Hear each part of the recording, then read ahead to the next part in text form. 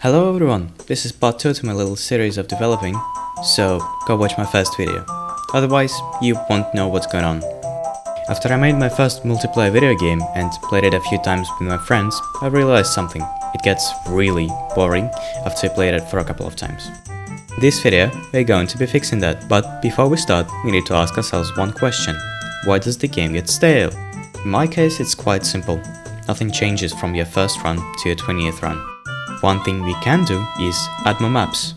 Maybe randomize monster and battery spawn locations.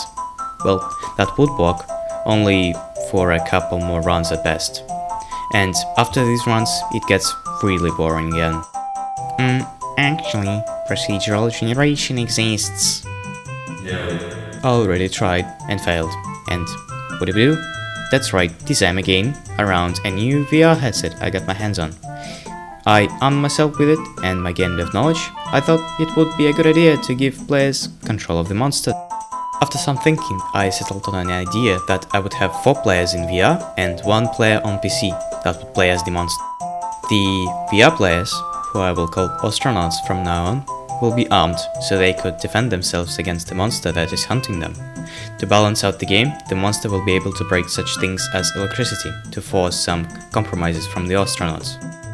And in order to win, the astronauts will have to do some sort of action, be that pulling a lever or solving a puzzle, at the same time in 2 different places, and by dividing them, a monster will get a chance at winning.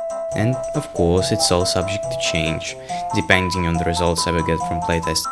Another problem I encountered is difficulty level and the tutorial.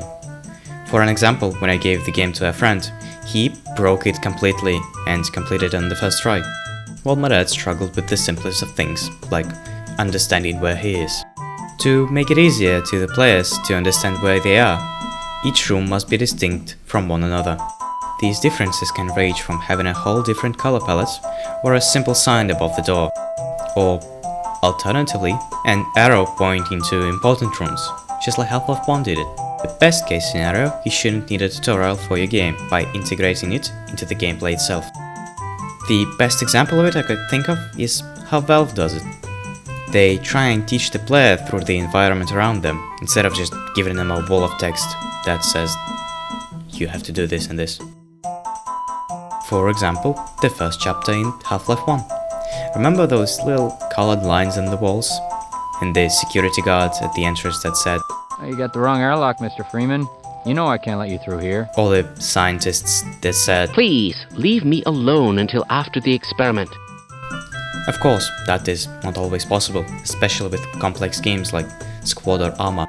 In games like these, a standalone tutorial would be the best solution, as explaining all the mechanics through gameplay would be practically impossible. Now to the difficulty. Since the game is going to be PvP, it means I have to pay much closer attention to the balance than if I were to have made the game a PvE or a single player. Why? Simple. If I, for example, make the monster a bullet sponge, it would feel unfair to the VR players, even if it will bring perfect balance. Can't do the opposite of making the monster a one-shot either, because that would feel unfair to the PC player, which means that my only option is to balance map design and certain abilities for the monster, be that invisibility, a long tongue to grab astronauts, or anything else that comes to mind. So with that, I actually wanted to start making the game. But before that, I had to learn how to make games in VR, which turned out to be easier than I thought. Mostly because I used Unity's XRI, but there was a small catch. It only worked in single player, and to make it multiplayer, I had to write everything by myself, except for a few things. And so began the long journey of adding one thing and then fixing 10 issues that the new script created. And even if you solo test it and everything works, it's not guaranteed that something won't break as soon as someone joins in.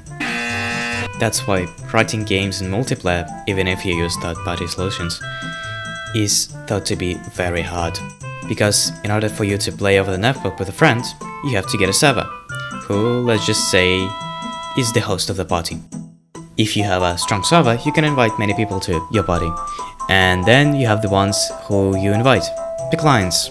And in order for you to communicate with other people in the party, you first have to tell the host, who tells other participants, and that's if we simplified it.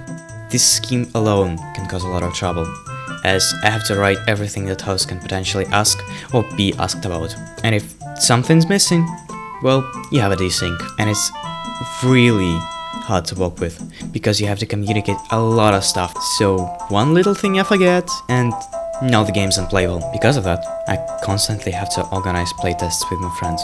We don't always have time, not to test gameplay, but just to find bugs, because it's impossible to play a game on your computer and on a VR headset at the same time.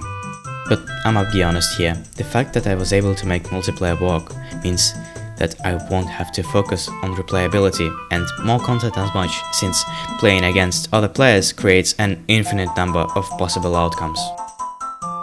So yeah, the script ended, so I'm kind of freestyling it right now. Thanks for watching, guys. Really appreciate it. Bye.